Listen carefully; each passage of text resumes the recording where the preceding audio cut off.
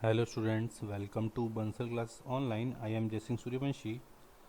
Last class में बेटा हमने काफ़ी सारी डिजीज़ को डिस्कस किया था। प्रोटोजोन से होने वाली डिजीज़ जितनी भी हैं या फिर बैक्टीरिया से होने वाली डिजीज़। लास्ट लेक्चर पे हम पोलियो पे थे, जो कि एक टाइप की वायरल डिजीज़ होती है।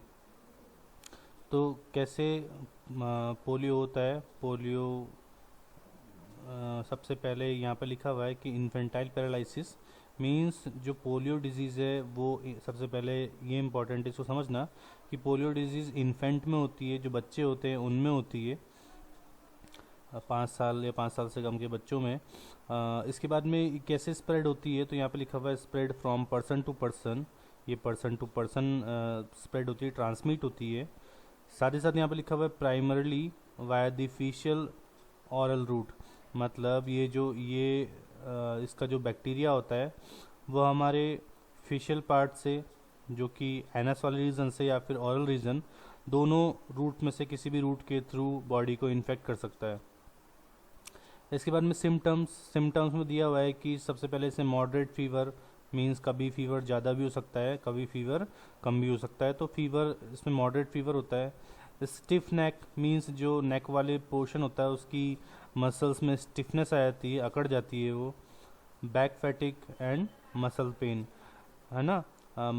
जो नेक होती है या फिर बैक वाले पोर्शन में स्टिफनेस फील होती है, फैटिक फील होती है मींस टायर्डनेस फील होती है, मसल पेन होता है, मसल वीकनेस देखने को मिलती है इसमें, और स्पाम्स, ठीक है ना, क्रैम्प्स होते हैं बॉडी में।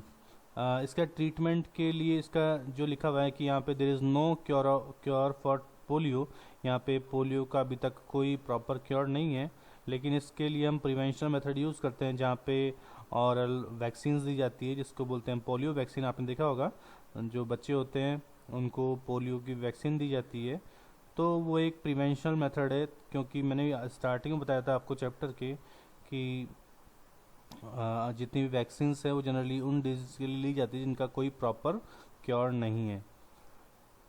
तो इस डिजीज़ के अंदर जो आप वैक्सीन देखते हो, जो कि ऑरल वैक्सीन होती है, बच्चों को पिलाई जाती है, तो उस वैक्सीन के अंदर पोलियो के वायरस के ही फ्रेगमेंट प्रेजेंट होते हैं, जिसको सलाइन के साथ में मिक्स किया जाता है और एक जो इन्फेंट है उसको ये पिलाया जाता है। वैक्सीन ऑरल वैक्सीन होती है, इसलिए पिलाया जाता है, माउथ के थ्रू ये बॉडी में इंसर्ट की जाती है। इसके बाद में ये जो इस वैक्सीन के अंदर जितने भी पैथोजन प्रेजेंट होते हैं पोलियो के या पोलियो वायरस के, वो पैथोजन्स हमारी बॉडी के अंदर जाते हैं। हमारा इम्यून सिस्टम उसे एंटीजन की तरह रिकॉग्नाइज करता है और उस एंटीजन्स के लिए कुछ प्रोटीन सिंथेसाइज करता है, जिन्हें बोलते हैं हम एंटीबॉडीज़। और वो एंटीबॉडीज़ उस एंटीजन को या फिर उस पैथोजन को किल करने का काम करते हैं। तो यही मेथड होता है, इसी मेथड को बोलते हैं हम इम्यूनाइजेशन, जिसमें हमारे इम्यून सिस्टम को इवोक किया जाता है ताकि जो पैथोजन है, जो हमारी जिस पैथोजन से हमें इन्फेक्शन हुआ है, वो किल हो सके एंटीबॉडीज़ के एक्शन के थ्रू। तो यहाँ पर बेटा एक नोट भी दे रखा है, इम्पॉर्टेंट नोट है, आपको इसको भी अंडरलाइन कर लेना है। दो तरह से वैक्सीन्स प्रिपेयर की जाती है, एक मेथड होता है साल्क, दूसरा मेथड होता है सैबिन। यहाँ पे लिखा है कि Salk is better vaccine for polio as Sabin. जो साल्क मेथड होता है वो ज़्यादा इफ़ेक्टिव है, ज़्यादा बेटर मेथड है सैबिन से। क्यों ये बेटर है साल्क सैबिन से? क्योंकि साल्क के अंदर जो माइक्रो ऑर्गेनिज्म यूज़ किए जाते हैं जिस डिजीज़ के, वो हीट किल फॉर्म में यूज़ किए जाते हैं, जबकि जो सैबिन होता है, सैबिन में माइक्रो ऑर्गेनिज्म वीकेंड फॉर्म में यूज़ किए जाते हैं, वीक फॉर्म में यूज़ करते हैं। उनकी जो सपोज अगर वायरस है तो वायरल प्रोटीन्स को डीनेचर कर दिया जाता है, जिस प्रोटीन के थ्रू डिजीज़ हो रही है। तो कई बार वो बॉडी के अंदर जाके दोबारा से एक्शन करने लग जाता है, दोबारा से अपने पॉपुलेशन को इंक्रीज करने लग जाता है, ग्रोथ करने लग जाता है। तो इसीलिए माइक्रो ऑर्गेनिज्म को हीट किल फॉर्म में यूज़ किया जाना ज़्यादा अच्छा मेथड है, इसलिए साल्क जो है बेटर मेथड है सैबिन से। इसके बाद बेटा ये नेक्स्ट टॉपिक है फूड प्रिजर्वेशन।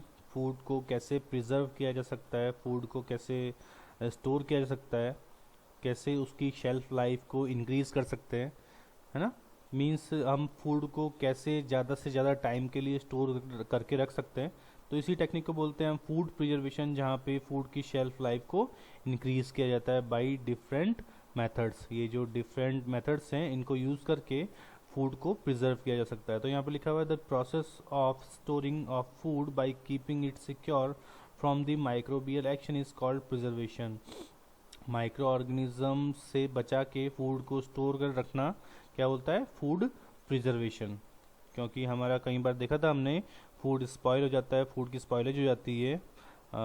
और ये भी देखा था हमने कि कौन सा बैक्टीरिया है जो कि मेनली फूड स्पॉइलेज के लिए रेस्पॉन्सिबल है, बॉटुलिनम। तो इसी माइक्रोबियल एक्शन से फूड को बचाना और काफ़ी टाइम तक उसको स्टोर करके रखना, इसी प्रोसेस को बोलते हैं हम फूड प्रिजर्वेशन। तो यहाँ पे लिखा हुआ है कि the acid, sugar, salt, heat, cold treatment which helps in keeping the food stuffs free from spoilage for long duration are called the preservative.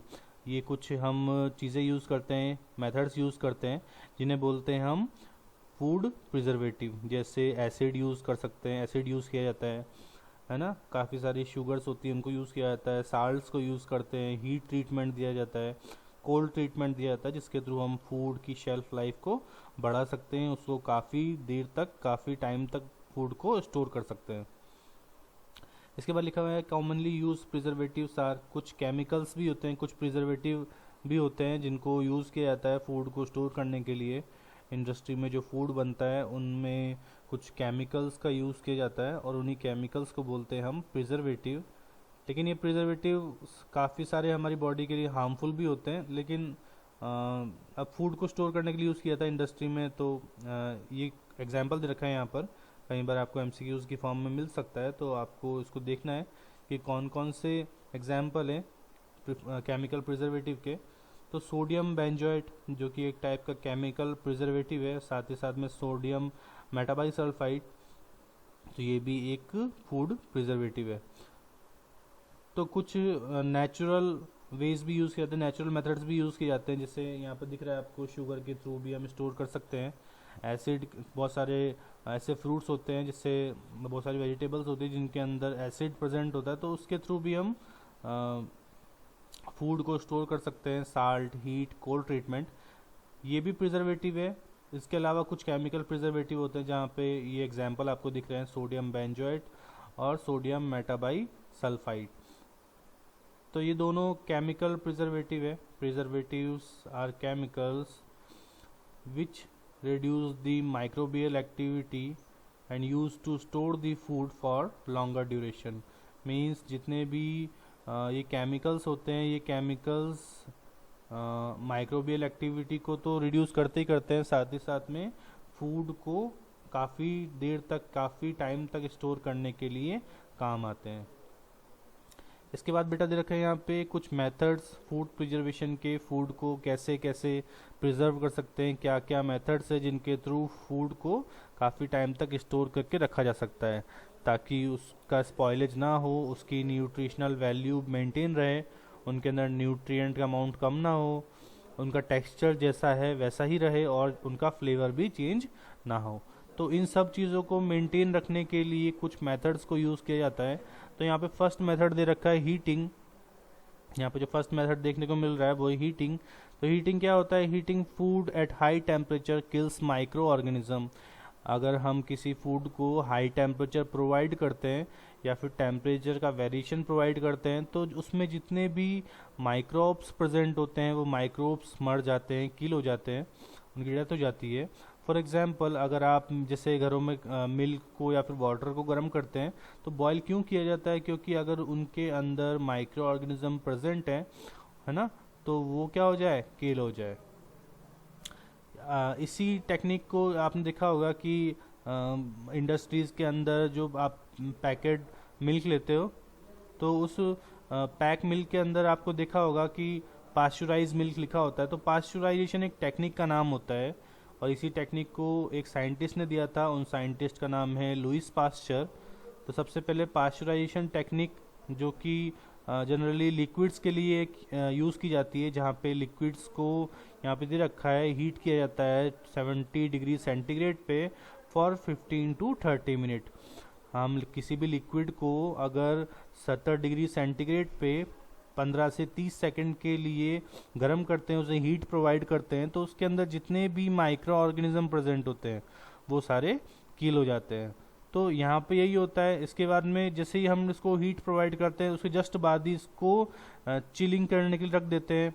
Deep freezer होता है जिनके अंदर इसको रख दिया जाता है, जहाँ पे एक बार आपने देखा कि इस प्रोसेस में जो पाश्चराइजेशन प्रोसेस है इसमें एक बार हाई टेम्परेचर मिला, उसके बाद में सडनली इसको काफ़ी ज़्यादा लो टेम्परेचर पे रख दिया गया जो लिक्विड है। तो इसी टेम्परेचर वेरिएशन की वजह से, इसी टेम्परेचर चेंजेस की वजह से जितने भी माइक्रो ऑर्गेनिजम्स होते हैं उनकी प्रोटीन डी नेचर हो जाती है ना। तो जितनी भी प्रोटीन्स होती है माइक्रो ऑर्गेनिज्म की, वो इसी टेम्परेचर वेरिएशन की वजह से ब्रेक डाउन हो जाती है, टूट जाती है, और जो माइक्रो ऑर्गेनिज्म है वो किल हो जाता है। तो आपको समझ में आ गया कि एक टेक्निक है पास्चराइजेशन जो कि लुईस पास्चर ने दी थी।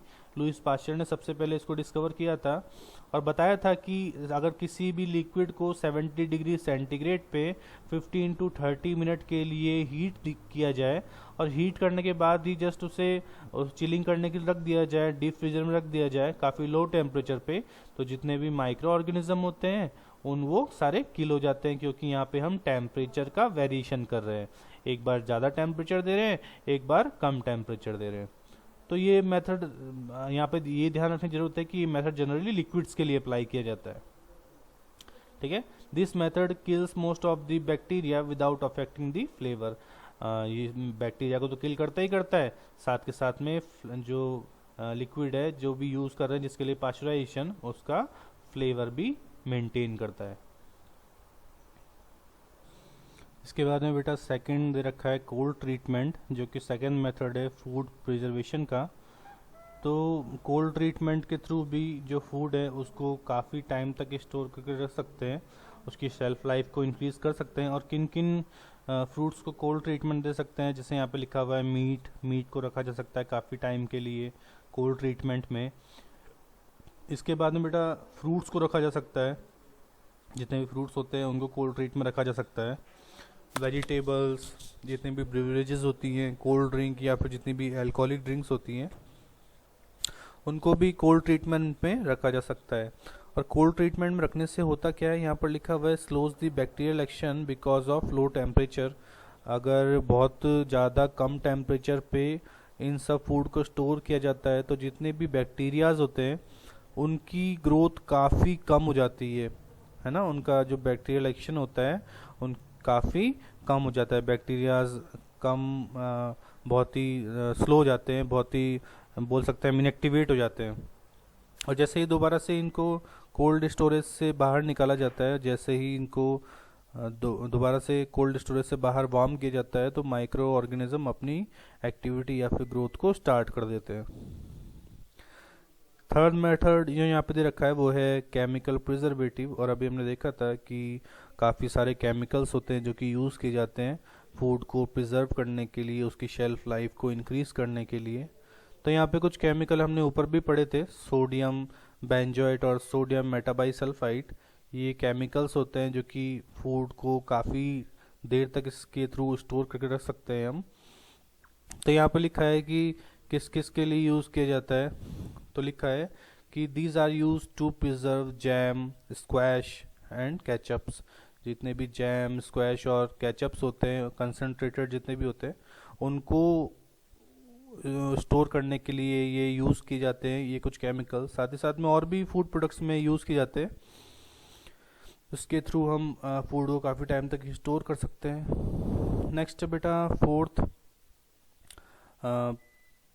फोर्थ नंबर का प्रिजर्वेशन बाय कॉमन साल्ट। घरों में जो बेसिक साल्ट होता है उसके थ्रू भी हम फूड को काफ़ी टाइम तक स्टोर कर सकते हैं। देखा होगा आपने, तो घरों में जितने भी ये जैसे लिखा हुआ है preserve meat, fish, pickle, chips, इन सब के प्रिजर्वेशन में आपने देखा होगा घरों में भी यूज़ करते हैं, साल्ट को यूज़ किया जाता है। तो यहाँ पे जो बैक्टीरिया होते हैं वो हाई साल्टी सॉल्यूशन में या फिर हाई जहाँ पे साल्ट कंसंट्रेशन होता है उस एनवायरनमेंट में सरवाइव नहीं कर पाते हैं। इनका एक्सोऑस्मोसिस हो जाता है, क्योंकि बाहर का जो एनवायरनमेंट होता है इनके लिए हाइपरटोनिक हो जाता है। तो उसकी वजह से ये जितना भी एक माइक्रो ऑर्गेनिज्म होता है जिसका भी इन्फेक्शन इन फूड्स पे हुआ है, उनका साइटोप्लाज्म बाहर रिलीज हो जाता है और वो किल हो जाते हैं। तो इसे बोलते हैं ऑस्मोसिस, जहाँ पे हाई कंसंट्रेशन सॉल्यूशन में अगर माइक्रो ऑर्गेनिज्म का इन्फेक्शन होगा तो उनका साइटोप्लाज्म बाहर रिलीज हो जाएगा। तो बाहर रिलीज होने की वजह से क्या हो जाएंगे, वो मर जाएंगे। तो ये भी एक मेथड है। नेक्स्ट मेथड है बेटा यहाँ पे प्रिजर्वेशन बाय शुगर। शुगर के थ्रू भी फूड को प्रिजर्व करके रखा जा सकता है। इसके बाद में बेटा यहाँ पे 5th पॉइंट दिया हुआ है प्रिजर्वेशन बाय शुगर। तो आपने देखा होगा काफ़ी सारे फूड प्रोडक्ट जैसे जैम, जेलीज, स्क्वैशेस, इन सब में शुगर सिरप का यूज़ किया जाता है, जिसके थ्रू वहाँ पे बैक्टीरियाज जो है इजीली ग्रोथ नहीं कर पाते हैं। और ऑस्मोसिस के थ्रू जो उनका वाटर है, जितना भी उनका साइटोप्लाज्म होता है सेल के अंदर, वो बाहर रिलीज हो जाता है, जिसकी वजह से उनकी डेथ हो जाती है। तो शुगर के थ्रू भी हम माइक्रो ऑर्गेनिज्म को काफ़ी टाइम तक स्टोर करके रख सकते हैं। देखा होगा आपने, मुरब्बा भी शुगर में स्टोर करके रखा जाता है। इसके बाद में 6 जो है विनेगर या फिर ऑयल के थ्रू भी जो फूड है उसको स्टोर करके रखा जा सकता है। जनरली जो ऑयल होता है उसके अंदर माइक्रो ऑर्गेनिज्म ग्रो नहीं कर पाते, और विनेगर में एसिड होता है, तो उसकी वजह से भी माइक्रो ऑर्गेनिज्म ग्रोथ नहीं कर पाते, उनकी ग्रोथ इनिबिट होती है, रिड्यूस हो जाते हैं वो। तो आपने देखा होगा पिकल्स को बनाते टाइम पे या पिकल्स को स्टोर करते टाइम पे जो जार होता है उसको क्लीन किया जाता है या तो ऑयल या फिर विनेगर के थ्रू, जिसकी वजह से वहाँ पर भी माइक्रो ऑर्गेनिज्म सर्वाइव नहीं कर पाते, उनकी ग्रोथ इनिबिट हो जाती है। तो ऑयल और विनेगर के थ्रू भी हम स्टोर कर रख सकते हैं फूड को, प्रिजर्वेशन कर सकते हैं फूड का। इसके बाद में ड्राइंग। तो माइक्रो ऑर्गेनिज्म जनरली उन फूड्स के अंदर ग्रो करते हैं जिनके अंदर वाटर या फिर मॉइस्चर काफ़ी ज़्यादा अमाउंट में प्रेजेंट होता है। तो मेनली अगर फूड को ड्राई किया जाए, उनकी ड्राइंग की जाए, तो उसके अंदर जितना भी मॉइस्चर होता है वो रिलीज़ हो जाता है, मॉइस्चर जो है वो ख़त्म हो जाता है। और मॉइस्चर ख़त्म होने की वजह से वहाँ पे बैक्टीरियल ग्रोथ हमें नहीं देखने को मिलती है। तो उसके थ्रू भी हम काफ़ी सारे फूड को प्रिजर्व करके रख सकते हैं। जैसे यहाँ पे एग्जांपल दिया है कि सीरियल्स, जितने भी अनाज होता है उसको हम स्टोर करके रख सकते हैं। पल्सेस, जितनी भी दालें होती हैं, स्पाइसेस या फिर ड्राई फ्रूट्स को हम इस मेथड के थ्रू स्टोर करके रख सकते हैं। नेक्स्ट है बेटा कैनिंग। आपने देखा होगा बहुत सारे फूड प्रोडक्ट्स जो है कैन के अंदर आते हैं पैक होके। तो देखा होगा आपने काफ़ी टाइम तक उसको यूज़ किया जा सकता है, उसके ऊपर लिखा होता है बेस्ट बिफोर। तो उसमें आपको जो कैन होता है, कैन के अंदर काफ़ी सारे प्रिजर्वेटिव को भी यूज़ किया जाता है, और कैन के अंदर जितने भी फूड है वो काफ़ी टाइम तक स्टोर करके रख सकते हैं। जैसे जितने भी मीट वाले आइटम होते हैं वो भी कैन के अंदर पैक होके आते हैं। बहुत सारी कोल्ड ड्रिंक्स होती हैं वो भी कैन के अंदर पैक होके आती हैं। बहुत सारे और भी ड्राई फूड होते हैं जो भी कैन के अंदर पैक होके आते हैं, ड्राई फिश, है ना। तो ऐसे काफ़ी सारी चीज़ें होती हैं जो कि कैन की फॉर्म में आपको देखने को मिलती है, मार्केट में अवेलेबल होती है इजीली, और इनके अंदर भी बैक्टीरिया ग्रो नहीं कर पाते हैं। इनको प्रोसेस करते टाइम पे इनके अंदर कुछ गैसेस फिल की जाती है जिसके थ्रू माइक्रो ऑर्गेनिज्म ग्रो नहीं कर पाते, और साथ ही साथ में कुछ प्रिजर्वेटिव्स का भी यूज़ किया जाता है जिसके थ्रू ये ग्रो नहीं कर पाते। तो कैनिंग जो होती है, उनको कैनिंग करने के बाद में किसी फूड प्रोडक्ट को उसको डीप फ्रीज़र या फिर फ्रीज़र के अंदर रखा जाता है काफ़ी टाइम तक, जिससे माइक्रो ऑर्गेनिज्म की एक्टिविटी या फिर ग्रोथ काफ़ी स्लो हो जाती है। इसको ओपन करने के बाद में इसमें टाइम दिया होता है कि ओपन करने के कितने टाइम तक आप यूज़ कर सकते हैं इसे। इसके बाद आपका ये लास्ट टॉपिक बचा है नाइट्रोजन फिक्सेशन। हमने क्रॉप प्रोडक्शन वाले चैप्टर में इसके बारे में डिस्कस किया था एक बार कि नाइट्रोजन फिक्सेशन क्या होता है, नाइट्रोजन फिक्सेटिंग माइक्रोऑर्गेनिज्म कौन कौन से हैं। तो यहाँ पे लिखा हुआ है nitrogen cycle refers to the series of process by which the elements nitrogen cycle between the atmosphere and the biosphere. Means ये जो नाइट्रोजन साइकिल है, उस नाइट्रोजन साइकिल में बहुत सारे अलग अलग फैक्टर्स इंक्लूडेड है ना, बहुत सारे माइक्रो ऑर्गेनिज्म इंक्लूडेड है वहाँ पर। और यहाँ पे जो नाइट्रोजन गैस है उनका कन्वर्जन होता है सोल्यूबलाइज नाइट्रोजन फॉर्म में, जिसको बोलते हैं हम NO2 या NO3 नाइट्राइट या नाइट्रेट की फॉर्म में। तो तो यहाँ पे काफ़ी सारे अलग अलग फैक्टर से हम देखेंगे कि जो नाइट्रोजन फिक्स हो रही है, यहाँ पर जितना नाइट्रोजन फिक्सेशन हो रहा है वो दो प्रोसेस के थ्रू होता है, या तो एटमॉस्फेरिक प्रोसेस के थ्रू हो सकता है या फिर सिम्बायोटिक बैक्टीरिया के प्रोसेस के थ्रू हो सकता है। मतलब हमारे एनवायरनमेंट में जितनी भी नाइट्रोजन गैस है उसको प्लांट यूज़ कर सके, प्लांट एब्जॉर्ब कर सके, इसीलिए नाइट्रोजन को फिक्स करने की रिक्वायरमेंट है। अब दूसरा क्वेश्चन आता है हमारे माइंड में कि नाइट्रोजन क्यों ज़रूरी है, नाइट्रोजन को फिक्स करने की ज़रूरत क्यों पड़ रही है। तो बेटा हर एक प्रोटीन को सिंथेसाइज करने के लिए, हर एक प्रोटीन को बनाने के लिए, विटामिन को बनाने के लिए नाइट्रोजन की रिक्वायरमेंट होती है, और नाइट्रोजन के बिना कोई भी प्रोटीन सिंथेसाइज नहीं हो सकती है। अगर हम बात करें हमारी बॉडी के अंदर तो सबसे ज़्यादा अमाउंट प्रोटीन का प्रेजेंट है। प्रोटीन हमारी बॉडी स्ट्रक्चर को मेंटेन करती है, हमारी बॉडी के काफ़ी सारे फंक्शंस को परफॉर्म कराती है। हमारी बॉडी में काफ़ी ज़्यादा अमाउंट में एंजाइम्स प्रेजेंट है, और सारे एंजाइम्स भी प्रोटीन से ही बने होते हैं। तो मतलब बॉडी को प्रॉपर वे में फंक्शन कराने के लिए एंजाइम की या फिर प्रोटीन्स की रिक्वायरमेंट होती है। काफ़ी सारे हार्मोन्स होते हैं इम्पॉर्टेंट बॉडी के लिए जो कि प्रोटीन सिंथेसाइज होते हैं। तो इसलिए हर प्रोटीन को बनाने के लिए नाइट्रोजन की रिक्वायरमेंट है। तो अलग अलग टाइप की प्रोटीन्स होती है, कुछ स्ट्रक्चरल प्रोटीन्स होती हैं जो कि हमारे स्ट्रक्चर्स को मेंटेन करती हैं, कुछ ऐसी भी प्रोटीन्स होती हैं जो कि फंक्शनल प्रोटीन्स होती है, हमारे बॉडी के फंक्शंस को परफॉर्म करती है।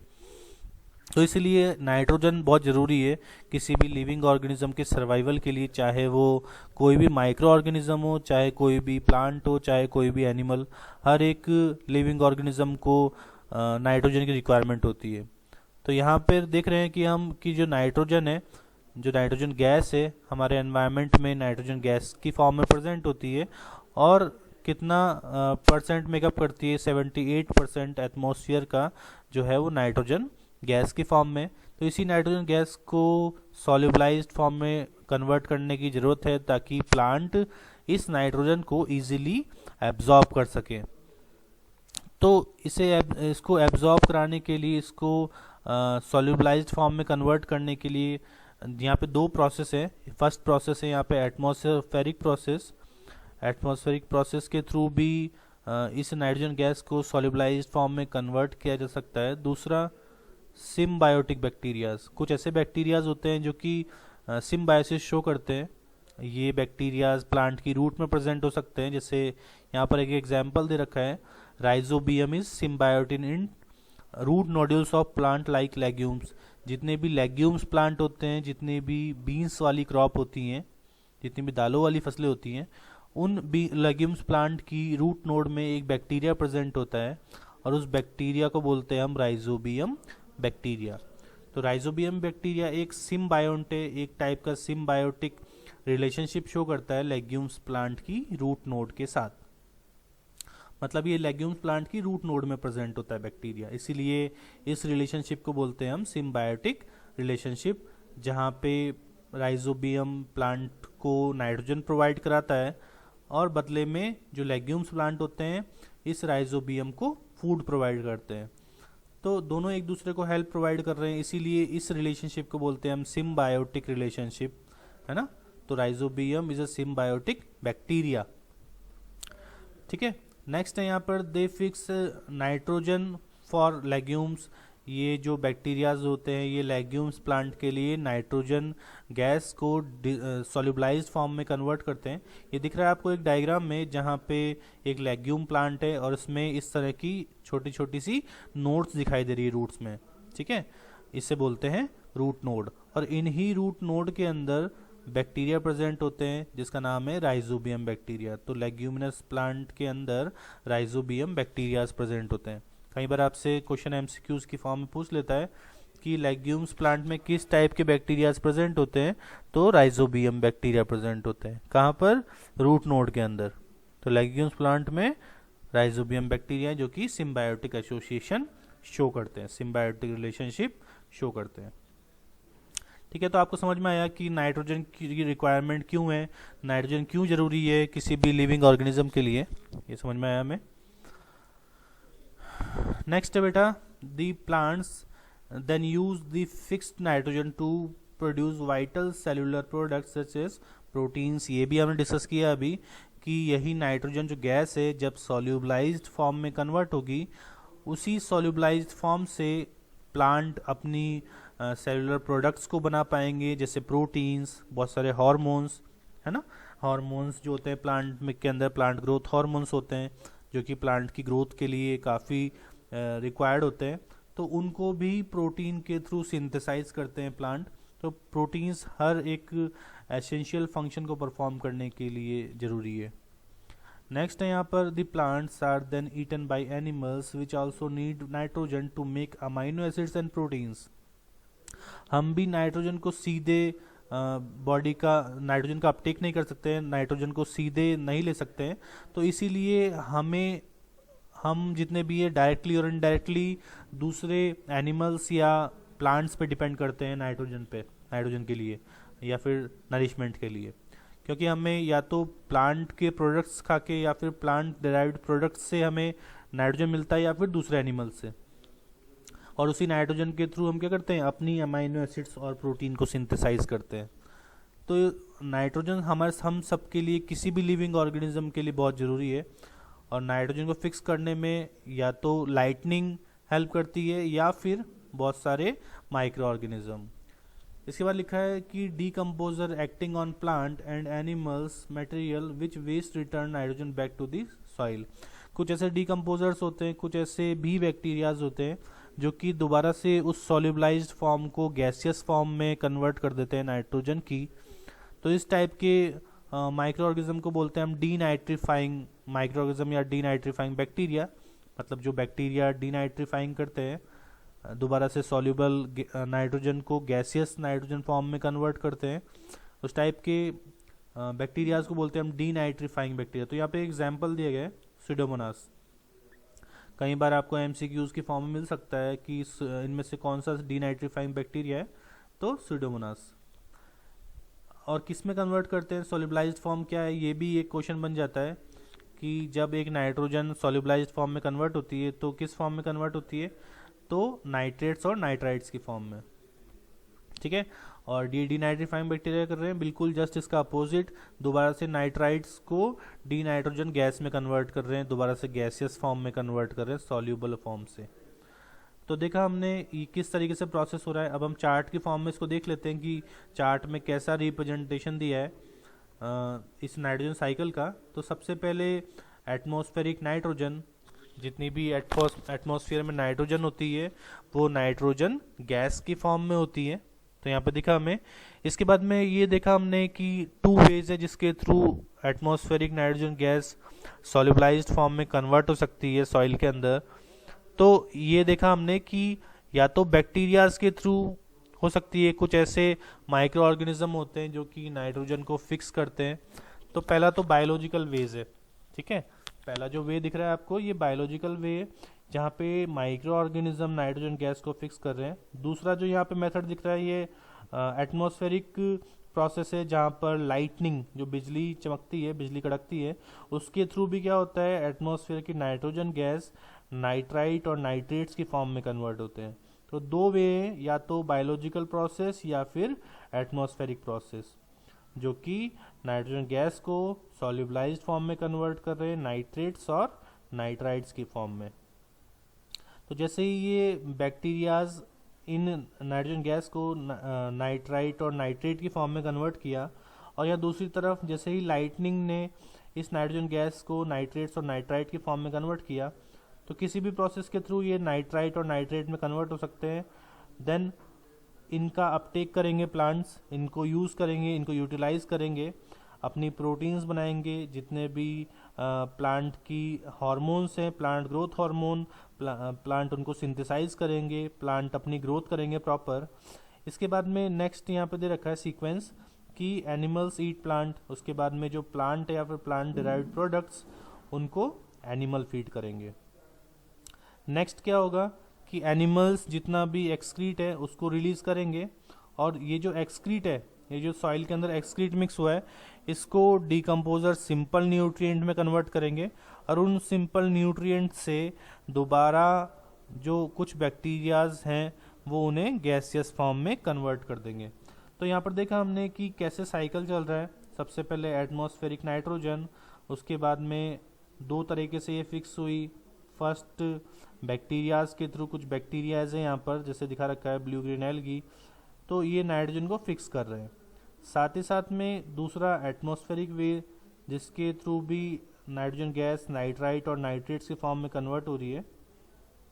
तो यहाँ पे लाइटनिंग के थ्रू फिक्स हो रही है नाइट्रोजन, और यहाँ पर बैक्टीरियाज के थ्रू, कुछ माइक्रो ऑर्गेनिज्म है जिनके थ्रू फिक्स हो रही है। तो ऐसा नहीं है कि बस बैक्टीरियाज होते हैं, कुछ बहुत अलग अलग टाइप के माइक्रो ऑर्गेनिज्म भी होते हैं जो कि फिक्स करने में हेल्प करते हैं। कुछ एल्गीज भी होते हैं जो कि नाइट्रोजन को फिक्स करते हैं। इसके बाद में दोनों ही वेज से जैसे ही नाइट्रोजन गैस फिक्स हुई, ये किस में फिक्स हुई? सॉल्युबलाइज्ड फॉर्म में। और सॉल्युबलाइज्ड फॉर्म को क्या बोलते हैं हम? Nitrates and nitrites. और जैसे ही नाइट्राइट और नाइट्रेट्स में नाइट्रोजन फिक्स होगी, जैसे ही सॉइल के अंदर डिसॉल्व होगी, वैसे ही प्लांट इनको यूज़ करेंगे, इनका यूटिलाइजेशन करेंगे। और यूटिलाइजेशन करने के बाद में प्लांट अपनी जितनी भी एसेंशियल प्रोटीन्स है उनको सिंथेसाइज करेंगे।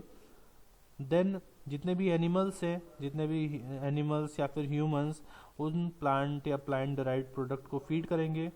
देन एक्सक्रीट, और एक्सक्रीट से जितना भी वेस्ट है उसको डिकम्पोज करेंगे। और देन जितने भी कंपाउंड है वो सॉइल के अंदर मिक्स होंगे, और जितने भी डिजॉल्व नाइट्रोजन फॉर्म है वो गैसेस फॉर्म में कन्वर्ट करेंगे by the action of denitrifying micro organism या फिर डीनाइट्रीफाइंग बैक्टीरिया।